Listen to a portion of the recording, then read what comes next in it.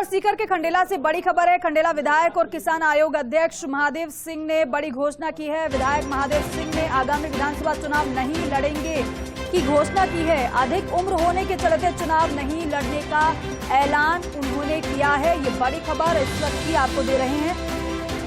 सीकर के खंडेला से ये बेहद अहम खबर। खंडेला विधायक और किसान आयोग अध्यक्ष महादेव सिंह ने ये घोषणा की है कि आगामी विधानसभा चुनाव नहीं लड़ेंगे। ये बड़ी घोषणा उनकी तरफ से की गई है। अधिक उम्र होने के चलते चुनाव नहीं लड़ने का ऐलान उन्होंने किया है। हालांकि कारण भी स्पष्ट किया है। अधिक उम्र होने का हवाला उन्होंने दिया है और इसी के तहत उन्होंने कहा है कि वो आगामी विधानसभा चुनाव नहीं लड़ेंगे। क्या सिर्फ उम्र ही आड़े आ रही है या फिर अन्य कोई कारण इसका हो सकता है? ये बड़ी खबर सीकर के खंडेला से। और देखिए, ये समय तो ऐसा है जब अपनी अपनी दावेदारी हर कोई जता रहा है चुनाव लड़ने के लिए। लेकिन इसी बीच ये बेहद अहम खबर कि खंडेला विधायक और किसान आयोग अध्यक्ष महादेव सिंह ने ये बड़ी घोषणा कर दी है। वो ये कह रहे हैं कि आगामी विधानसभा चुनाव नहीं लड़ेंगे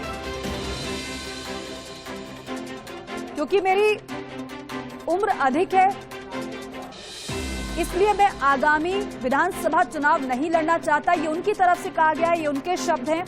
अधिक उम्र होने के चलते चुनाव नहीं लड़ने का ऐलान महादेव सिंह ने किया है। आपको बताया कि खंडेला से विधायक हैं और किसान आयोग के अध्यक्ष हैं महादेव सिंह, जिन्होंने ये कहा है कि वो आगामी विधानसभा चुनाव नहीं लड़ेंगे।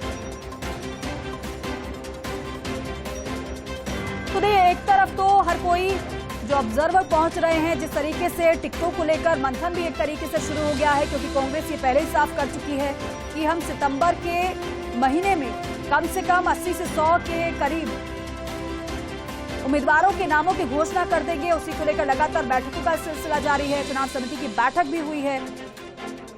लेकिन इसी बीच ये बड़ी खबर, स्थानीय संवाददाता खंडेला से अनिल मेरे सहयोगी हमारे साथ जुड़ रहे हैं। अनिल, जिस तरीके से महादेव सिंह ने ये घोषणा की है कि वो आगामी विधानसभा चुनाव नहीं लड़ेंगे, क्या इससे पहले भी ऐसी बातें उनकी तरफ से कही गई है या अचानक से उन्होंने ये बात कही है? और अगर ऐसा कहा है तो इसके पीछे का कारण आपको क्या समझ आता है? जी दीपिका, बताना चाहूंगा कि आज ब्लॉक स्तरीय जो मीटिंग थी उस दौरान महादेव सिंह ने ये बात कही है कि अधिक उम्र का हवाला देते हुए ये बात कही है कि आगामी जो विधानसभा चुनाव होंगे उसमें वो चुनाव नहीं लड़ेंगे और अपने जो पुत्र हैं पंचायत समिति प्रधान डॉक्टर गिरिराज सिंह, उनको चुनाव लड़ाने का ऐलान किया है। इससे पूर्व में भी महादेव सिंह ने पिछले जो चुनाव हुए थे उनने भी निर्दलीय तौर पर जो चुनाव लड़ा था उस टाइम भी यही बोला था कि आगामी जो विधानसभा चुनाव होंगे उसमें मेरा फर्स्ट चुनाव होगा। जी दीपिका। अच्छा अनिल, यानी कि आप ये कह रहे हैं कि खुद नहीं लड़ेंगे लेकिन बेटे को चुनाव लड़वाएंगे, यानी कि बेटे के लिए वो सीट छोड़ रहे हैं, ऐसा उनका कहने का मतलब है? जी दीपिका, बताना चाहूंगा कि महादेव सिंह अपने जो पंचायत समिति प्रधान है, यहाँ फिलहाल पंचायत समिति जो प्रधान है उनके पुत्र हैं डॉक्टर गिरिराज सिंह, उनको मैदान में उतारेंगे। ये साफ तौर पर आज ऐलान भी किया है कि वो अपने बेटे के लिए टिकट की मांग करेंगे। जी दीपिका।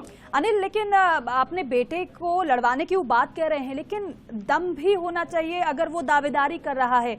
क्षेत्र में उसकी क्या पहचान है, कैसी छवि है उनकी, जरा वो बताइएगा। जी दीपिका, बताना चाहूंगा कि यहाँ जो पंचायत समिति जो चुनाव हुआ था उनमें भी काफी मतों से वो जीत के आए थे, वो पंचायत समिति प्रधान बने थे।